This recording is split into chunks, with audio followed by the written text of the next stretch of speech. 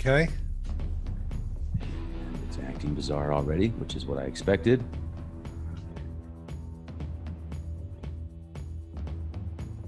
Stand by, ladies and gentlemen. We have Marshall Masters with us. We're going to be discussing the latest of Planet X, the Planet X flyby, how to survive the Planet X flyby. This is a Halloween special. And, you know, Marshall is a regular on the program, been on many times in the past. He'll be on many times in the future.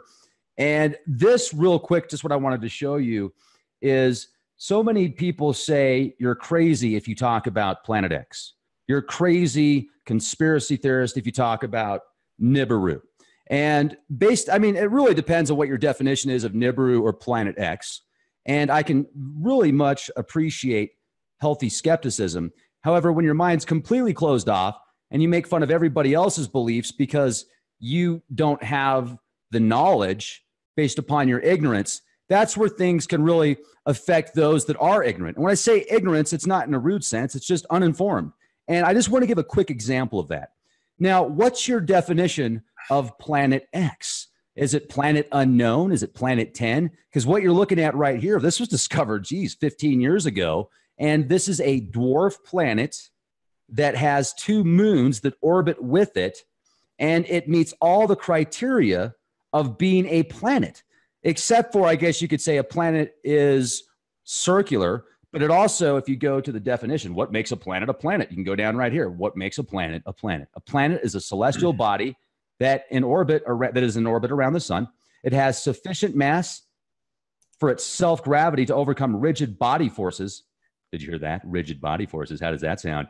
You could take that any way you want to. Hello. That it assumes a hydrostatic equilibrium, nearly round shape. So it doesn't have to be completely round, just nearly round. You know, this one's kind of egg-shaped. It also clears the neighborhood around its orbit. So this meets all of the criteria, and it's called the Huma. I think it's titled Huma. But this is just fantastic, and it also has rings.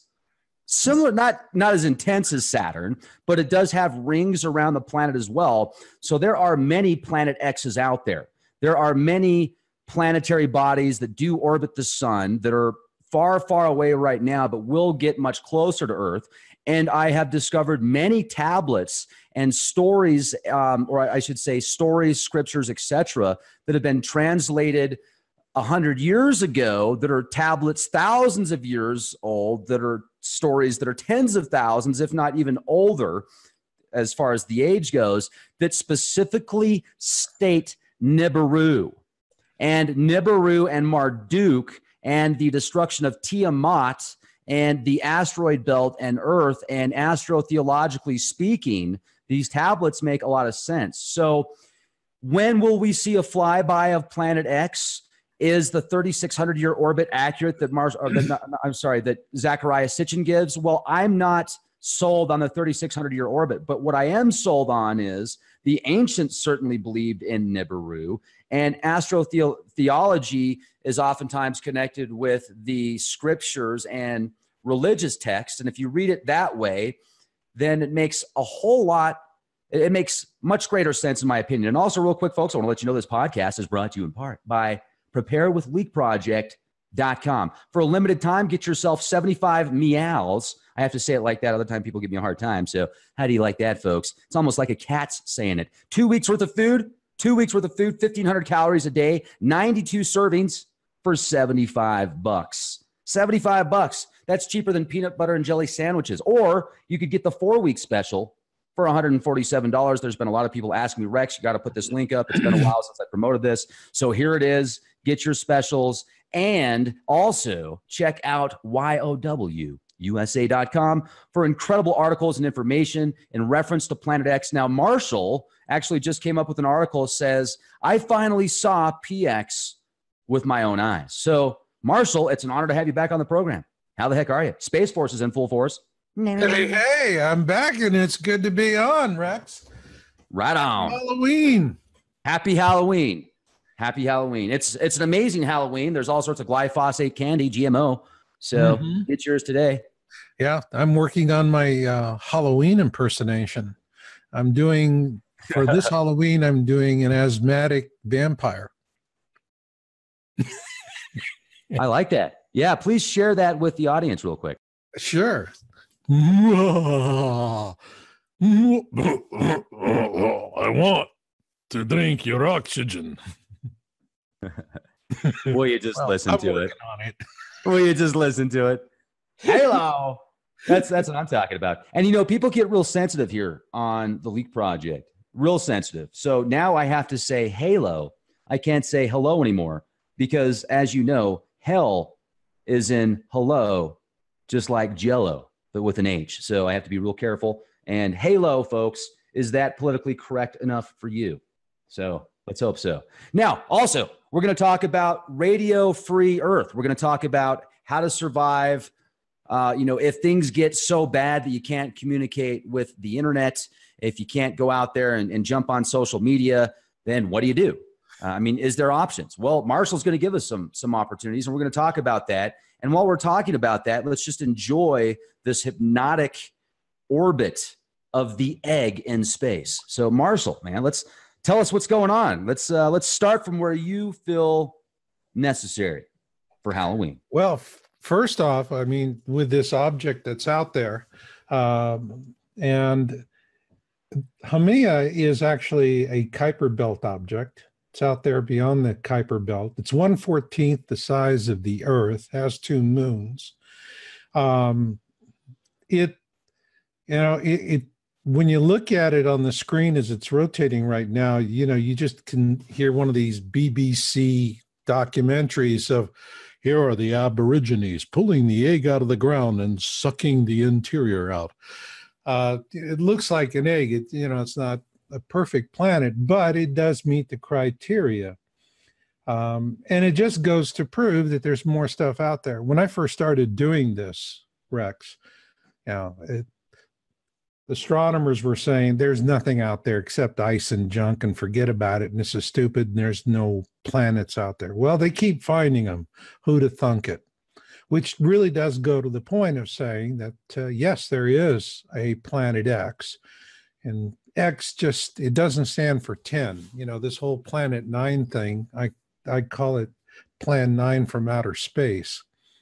Planet X is a term invented in the early 1900s by Percival Lowell, the astronomer who founded the Lowell Observatory. It just says it's an object we know is out there because of the way it interacts with objects we can observe. We just can't see it right now, but we know it's perturbing other objects. And so that's what Planet X is really all about. And this is just another bit of proof on the pile, if you will, that there are things out there beyond Neptune, trans-Newtonian objects. This is out in the Kuiper belt. And that's where Planet X lives. That's where it comes from. So we're going to continue seeing more and more of this kind of stuff. But the bottom line is folks are seeing it. I keep getting observation videos. The suppression on it right now is so effective that people that are doing good observations, they get them up on YouTube and it's, they can be up there for a year and not even get 100 views, according to YouTube. Now, we don't know exactly how many they're getting, but we see good observations that are coming in. And it's just one of those things that there's going to come a watershed moment where there are so many WTF videos, if you will, on YouTube that then they're going to have to say, well, yeah, it's there. And then they're going to have the whole sing song about it's not going to hit us, which it's not going to hit us. It's just going to cause a lot of grief. But they'll downplay that and tell everybody, go shop and consume as usual and pay your taxes. So it's all the same game. It's all the same game. But for me, the game changed on September 9th. I've been writing about, my first article on Planet X was in 2002, January. And I've been following it ever since, never questioned its existence. We've done the homework. But I saw it on September 9th of this year, Unfortunately, if I were to report that observation to myself, I would say, well, nice try, keep going, because I didn't have time to capture an image. But it was corroborated by another person that's very, very savvy, very sharp, and she works with me on some of the projects that I do. And we were in Washington State, coming back from going out and seeing some local archaeological sites. And we were passing through farm fields, and we're just driving along, and I'm just kind of, on the road and zoning out and checking out the scenery. And all of a sudden she just goes, whoa, I see it, I see it, I see it, I see it. And the sun was just about to go below the horizon. And this is the only time you can really see it with naked eye observation. And the thing about the atmosphere is, one, it filters it so you can see it, but also it tends to magnify it a little bit as well. And she pulled off, and I looked out to my right, and that was through the window of the car, passenger window. And I clearly saw it at above the sun, just to the right of the noon position, probably around 12:15, 12:30 relative to the sun. I jumped out of the car, and then I acquired it again. And so this time was naked eye observation, nothing between me and the object except atmosphere and space. Same thing for the person I was with. She saw it too. She got out of the car. And before I could get my camera set up, get my smartphone set up, it slipped behind the horizon. So you have a very small window of time. And when I looked at it, I didn't look at it. A lot of people tend to look at this, and they'll observe it, and they're asking questions in their mind about what they're seeing. I've been looking at so many hundreds, if not thousands, of images over the years. I don't do that. I do what I do as a researcher. I immediately go into absorption mode, is what I call it.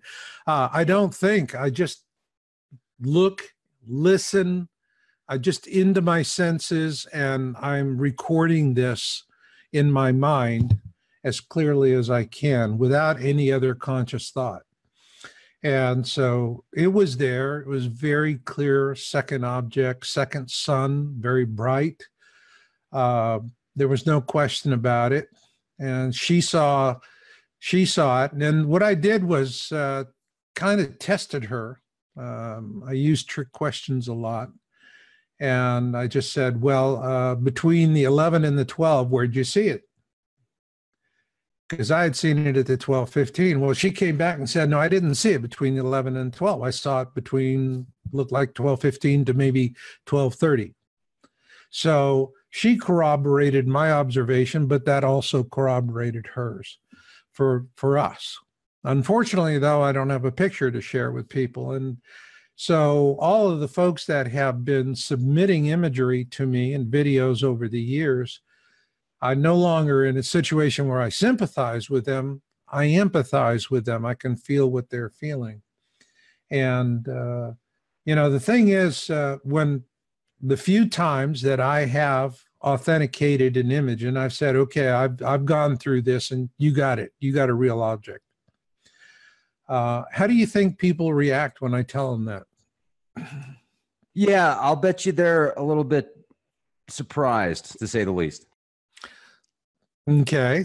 I'll tell you, that's actually somewhat close to it. But before you say, go ahead. No, go ahead. I'll say it after. My apologies. All right.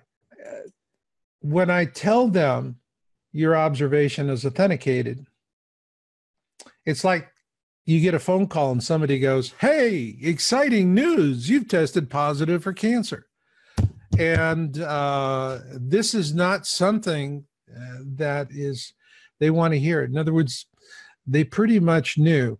They bagged it when they sent it to me. And what they were really hoping for was for me to debunk it for some trivial reason or another, so they could just move past it. And so it is, when I do tell them, it's not surprise, it's not celebration, it's not aha. They're genuinely sad. And I understood that when I saw it on the 9th. It was not the best day of my life in any way, shape, or form. Because when you see it, I understand exactly what it means. Death is coming. And it just, for me, was, it was a very terrible day ending that way and contemplating it. When I got back to where I was staying at the time, I began thinking, going back in my mind, and I wasn't thinking about the observation. I was thinking about the people who sent me photographs and images. And it made me think, was I fair with them? And so, the first thing was I was questioning myself. And when I handle it with folks, I get the ones that are very lazy and, foolish. And they'll send me a picture that, it's like, my brother took this 2 years ago, doesn't know what it is, but, here it is. I'm throwing it at you. And the image is blurry and useless. And they go, what do you think it is? And I'll write back and I say, it looks like a picture your brother took 2 years ago. Can I jump in on that? Yeah. Because it's interesting. The first time we talked about this with the pictures, I remember I was really excited when people were sending me in photos. And, I was a noob at the time. I maybe around 20,000 or so subscribers. And I was like 99% of the stuff that I saw, I could say, hey, this is, to me, I see the lens flare, the anomaly. But I thought it was great because there was so much excitement there. And I remember talking to you about it. You almost sounded like you were offended when people sent you pictures just because you had so many and such. Well, guess what? I'm at that point now too. Not quite saying offended, but so many people will send me these pictures that are just like, seriously, you think that that's a goblin looking outside of a cloud next to Planet X? There's the most amazing, fascinating stories that people will put in with these pictures that are absolutely lens flares, or there's nothing there at all. Right. And the best, and the video footage is what people need to do. And even when you've got video footage, you've got to do the hand test, or like the finger test where you're putting your finger over that specific, over the sun part. So you're going to get the reflections, so you won't see that reflection. Because even some of the best videos that I have seen that say, man, that's definitely something. That's got to be something, right? People have shown me how it's just a refraction of the lens and the technology and the equipment. So I've lost a lot of subscribers over the past few years when I've called people out in a nice, friendly manner saying, this is what I see. I've lost tons of subscribers. Like, just a matter of fact, someone just left the chat because I am really fed up with the people that discuss flat earth when it's not even, like, why are you bringing up flat earth now? We're talking about geoengineering, or we're talking about biotechnology, and you're bringing up how the earth is flat and NASA made space up in a basement. This person literally just said space was made up, and they were going to unsubscribe from my channel because I don't believe in the flat earth. Yeah. So, hey, God bless them. God bless them. And a lot of times when people have said that in the past, a year later, 2 years later, they come back, the same people, like, man, I am so sorry, Rex. Hey, it's cool. Don't apologize. Glad to see you back. You're always welcome. Just be nice to the guests. And if you want to troll me and have some fun, as long as you don't say anything too nasty, hey, I make fun of myself more than anybody does. But this, I hope so, because I make fun of myself a lot. So if there's people that make fun of me more, then geez, man, that's bad. But look at this right here, folks. This is that planet that I was just showing you. And it's got this really strange orbit, right? So it almost looks like a flower. It's creating a flower. And I'm thinking of somatics on a grand scale, or if you look at it a small scale, you throw some sand on a piece of paper, you create a sound and it makes a certain, vibration. It makes a certain pattern. Well, that's what you're getting with these planets and stuff. It's like gigantic cells or atoms with neutrons and protons. Right. It's crazy. That's my rant. Right. Well, I sent you, if you look in the Zoom webinar chat room, I put a couple of links up to a couple of YouTube videos. This is stuff that people are sending to me, that these are the kind of observations I take interest in. And the reason why I do is the first thing now I have learned is if you want an authentic observation, if it has over 100 views, forget it, pretty much. The real stuff, the people that are doing, they put it up, they get a handful of views, under 100, 30, 40, 50. But there's two of them here that folks are putting them up, and these I look at these and they do catch my attention. Just because I haven't gotten permission from the people and I don't know who they are, I'm going to leave the links in the video description box for people to watch themselves. Okay. Folks, definitely make sure that you watch those videos. I'll leave the links in the video description box so you can get a reference of what Marshall is talking about.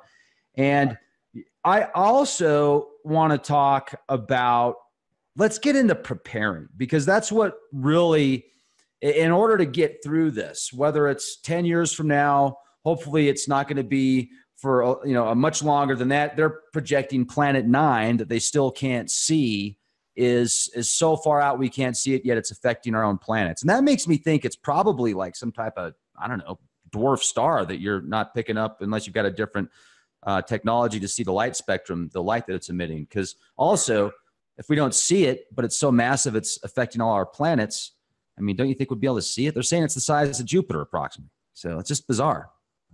Well, the thing about Planet 9 is, and we reported this on our website, this was really a cover-up on a smeared job that was done on South American astronomers in a very large array telescope facility who captured images of a large planet this size, but also another object that they speculated could be a brown dwarf star.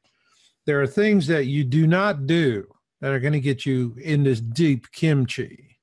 One, you do not talk about the possibility that we have multiple stars in our solar system. Okay, so the official narrative is we got one star and that's it. The second narrative is you cannot discuss any possibility of life on another planet. All right. And the third thing is that, it has to be so far away, it's almost like Star Wars a long time ago, galaxy far, far away. So they always have the distance. But what happened with these astronomers in South America was that they picked up these objects, and this was a pretty serious sighting. They did wonderful science on it. They submitted white papers, and what they were doing, which was the right thing to do, was they were getting this information out to other astronomers who had the ability to image this part of the sky. And they're saying, hey, let's make sure it's not a one-trick pony, guys. Let's pull together and you go look to see if you can corroborate this thing or not. This was shut down by Caltech and Mike Brown, who is known as Pluto Killer. And not that he actually did the actual science that got Pluto demoted. He just led the political charge. He's a political guy.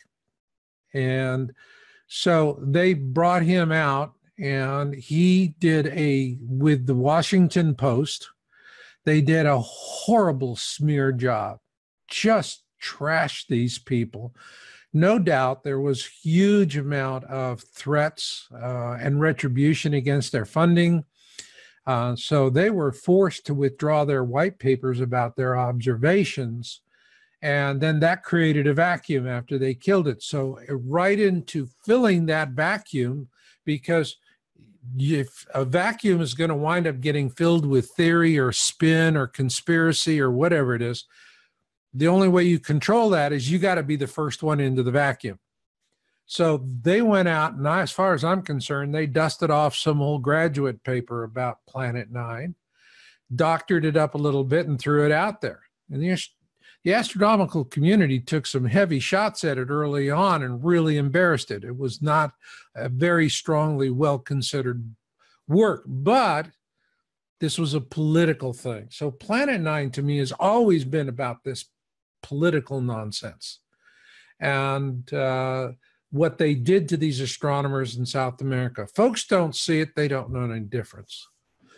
But that's the truth of it. And we're not going to see Planet Nine because Planet Nine is a political smear. You know, I mean, the only way you're going to see Planet Nine is if you find it in somebody's high school yearbook. You know, I used to get so skeptical. I didn't even really put any credence into when people would say they're blocking something in space with these stratospheric aerosol injections. Now, I know how to spot the SAIs, and it's almost like an STD. You got to watch out for them. But unfortunately, the entire planet is being sprayed with the with these SAIs. And how do you know? Well, you'll see puffy clouds. And then above the puffy clouds, you'll see them start spraying these X patterns, these checkerboard patterns. And then the checkerboard patterns will dissipate into a complete white haze where it's like it's a blanket sheet. It's a blanket white sheet that goes across the top of the clouds. Right. And why? Okay, so specific days they spray and specific days they don't. And oftentimes they spray to create rain. I get that. There's a lot of applications. There's dozens of applications. But the SAIs that are openly admitted at the Council of Foreign Relations, the ex, for not, I shouldn't say the ex, but the former CIA said, oh, yeah, stratospheric aerosol injections, relatively inexpensive, worldwide, about $10 billion a year. And to make a long story short, when they do that, sometimes I've noticed, why do they do it on these days and other days they don't? And then sometimes I've noticed out here at about 7,500 feet elevation that for less than 20 minutes, I will see this bizarre red hue, this red light on the opposite side of the sunset. And I'm thinking to myself, are they blocking something on these particular, because they're going to know the patterns. They're going to know when to spray, when to block out certain parts of the sun, when to block certain parts of the earth with these patches. And, you know, they're going to have the orbits and everything in place. Like, okay, well, there's 150,000 people that live in this section. So if we spray in this area at this time, it will dissipate and they're not going to see it. And there's not going to be somebody with a telescope that's going to be able to spot it either. Your thoughts?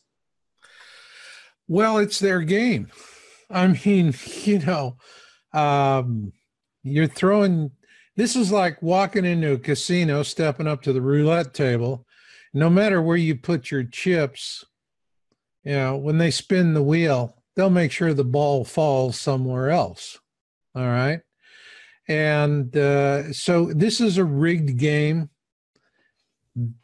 And for all of us to sit here and wait for some crumbs to accidentally fall off the shelf, to me at this point, is a waste of time. I mean, there's a lot of what I call validation work. And hey, I was doing the validation work for many years when nobody else was. All right. And that's really saying, you know, building a body of evidence to say, hey, this thing's out there. All right. But there has to come a point where you know you're in a crooked game. You're never going to win. You're never going to get a winning hand. You're never going to get clarity on this. They're not going to let you have it. Do you sit there and keep playing their game while you waste your time and opportunities? Or do you just say to hell with it? I'm going to start preparing. And for me, the whole thing right now is I'm in stage 2 or level 2, and it's about preparedness. There are a lot of folks that are doing, they're doing validation stuff, but there's also, we've gone through a heavy period of fear porn. You and I have talked about this in previous interviews, and this is part and parcel of how they're killing and throttling the topic. And they're going to have their win now. It's their day. But I don't care how they spin this thing. At some point, there's going to be a whole ton of WTF videos on YouTube, people observing this as it's coming in. And then they're going to go to phase 2 of this. The whole point of it is just to keep people from getting ready for it, from dealing from it.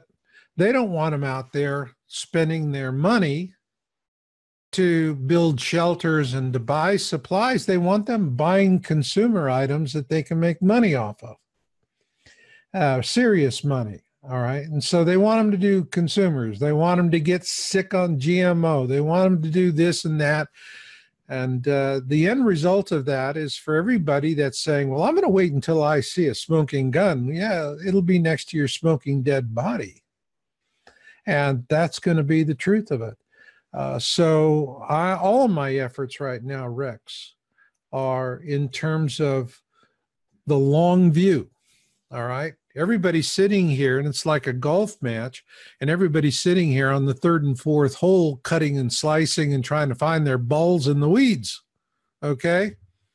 I'm sitting there thinking about, I'm on the back nine.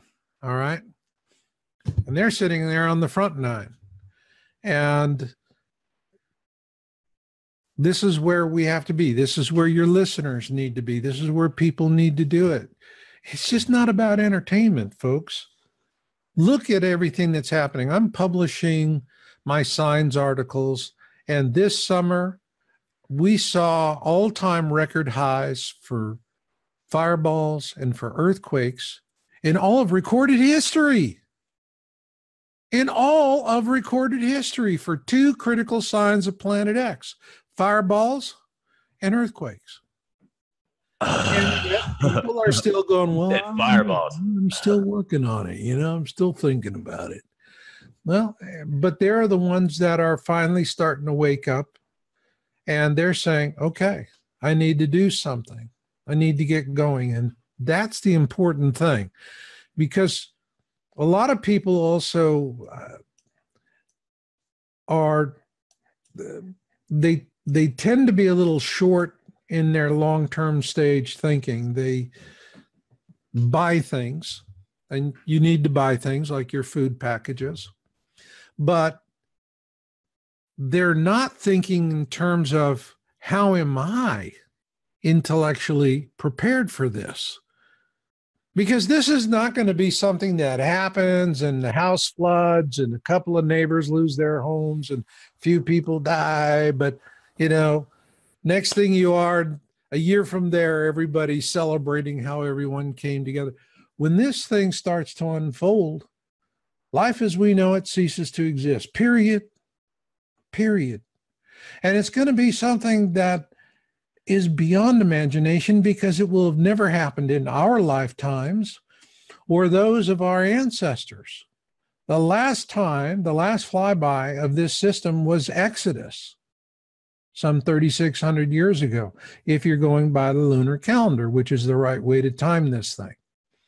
And Exodus was just not a story about a hard-hearted Pharaoh who got in the way of the Hebrew God. It was a global catastrophe. All right. Even in the Bible is the evidence of that when you look at the plagues of locusts. All right. And why would the locusts come in? Well, when the locusts start losing their natural food sources because everything's dying around them, what happens is they start going to the areas where there's remaining vegetation they can feed on. It concentrates their numbers, and then there's a spot on their heels, on their rear legs. And when they're very densely packed together, that spot on their hind leg keeps getting pounded, and then it triggers a transformation. And that's when they go from grasshopper to a locust. And so that says you had a major region of Egypt, outside of Egypt, actually, in Africa, that was affected. And it lends to that. So we're going to have, when this thing starts to kick off, it's going to be rough. And what I try and explain to people is, I get all the time, folks are just so upset. Oh, I'll get an email from somebody and they go, do you know someone who's starting a community and I could join with them? Now, Rex, let's think this through, okay?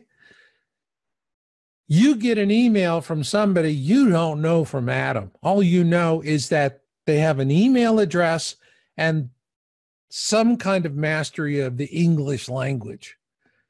If you knew somebody that was going to great lengths to prepare a survival shelter, are you going to say, hey, I'd like this anonymous stranger to show up? And by the way, you have to run the risk if you do go, oh, well, Marshall referred you got to be good. They're going to show up with their friends and they're going to bring their friends. The next thing you know, you got a caravan of people that want to get into your bunker. Okay. So the point here is I tell them no. All right.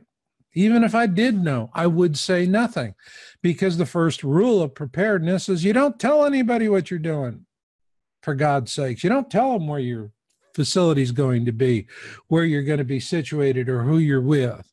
That's the first rule. You see the idiots on television, but they're just hamming up for the camera because they want their 15 minutes of fame. Other than that, they're as dumb as a sack of hammers.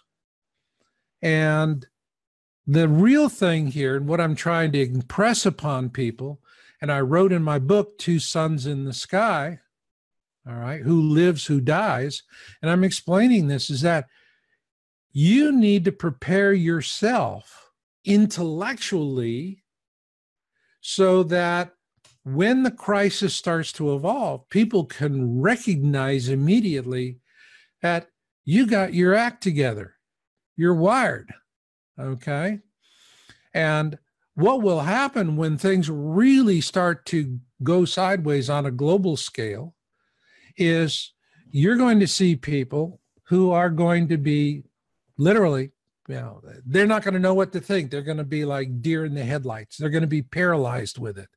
Well, I'm still confused. Did you just say it's not a good idea to bunker down with somebody that you've never met before that just sends you like an email that says, hey, I need to get off the grid. Can I use your bunker and bunk with you?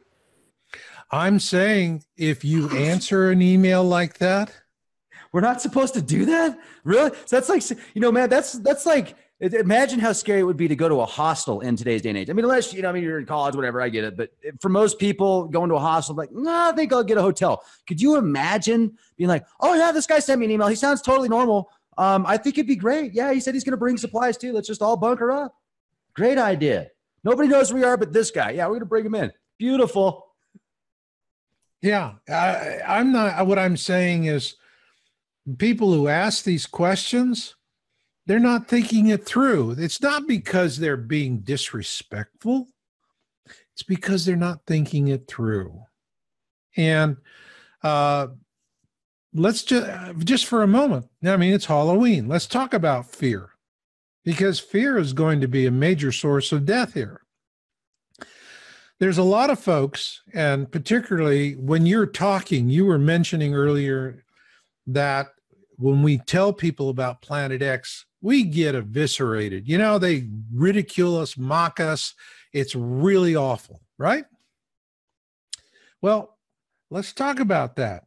What's really happening? Why are you getting lambasted when you're just really, it's an act of love. You're just trying to help others. Well, here's the problem with it. In our society, we have a lot of belief systems. I don't need to get into particulars. I'm only talking about belief systems that have what I call a compliance mechanism, that there is a dogma and doctrine or a specific set of beliefs that if you subscribe to that belief system, you adopt, period. That shapes your thinking. And if that belief system is using a fear-based compliance mechanism, what's really happening is that, and you don't know it, is that you're in a constant state of low-level fear. That's the reason why you don't know. You acclimate to it. You don't know, but it's always there. And a good way to think of it is you have a bank robbery in progress, and the getaway driver's out on the street in the car. He hasn't turned off the engine. The engine's just sitting there idling. And when his partners in crime come out, he punches the pedal and boom, he's there and everybody goes off. Well, That's what this mechanism's like. It's like a getaway car. The engine's always idling, always idling. So now you go and you say something that flies in the face of the doctrine and dogma of this belief system.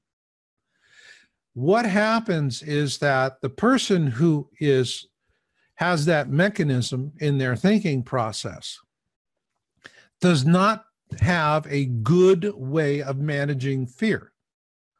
The reason why is fear itself is a very good and useful thing. It is the great mobilizer. It gets you off your butt and you start doing something. That's a good thing about fear. And in order to make good use of fear, you have to channel it constructively, which means once you've been mobilized to take action, the first thing you do is situational assessment. The second thing is you formulate a plan on how to deal with it. And the third thing is you have the confidence in yourself to take action on that plan, even if you know it's not the best plan at the moment. Now that is fear that is mobilized and channeled effectively and constructively.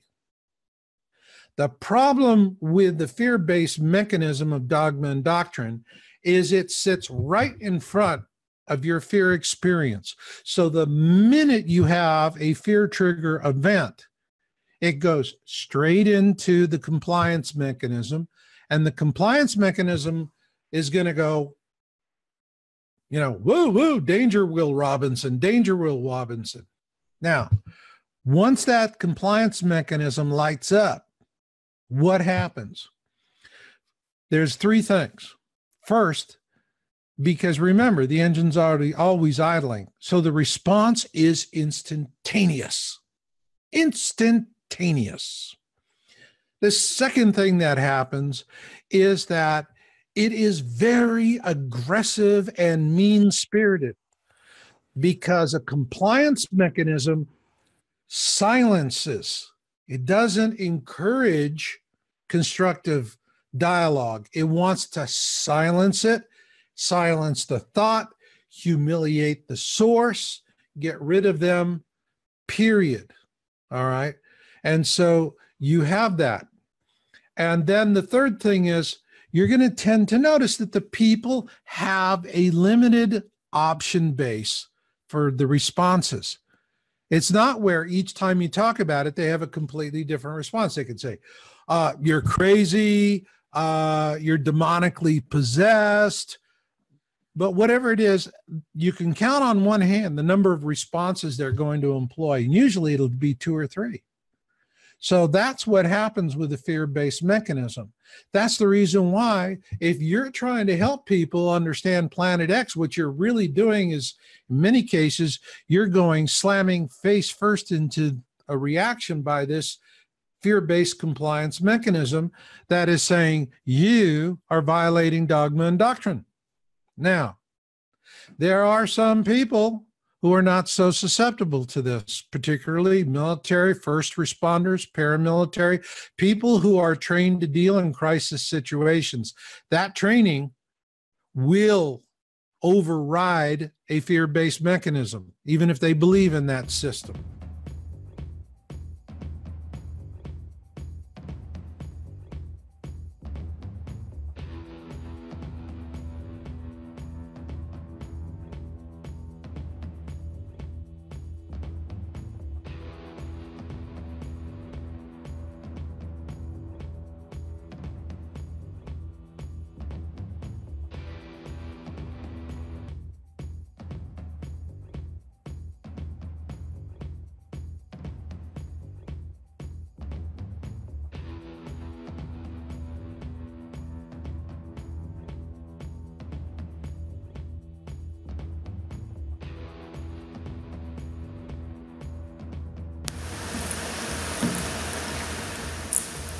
If you'd like to join me on my Patreon account, you will hear content not covered by mainstream media.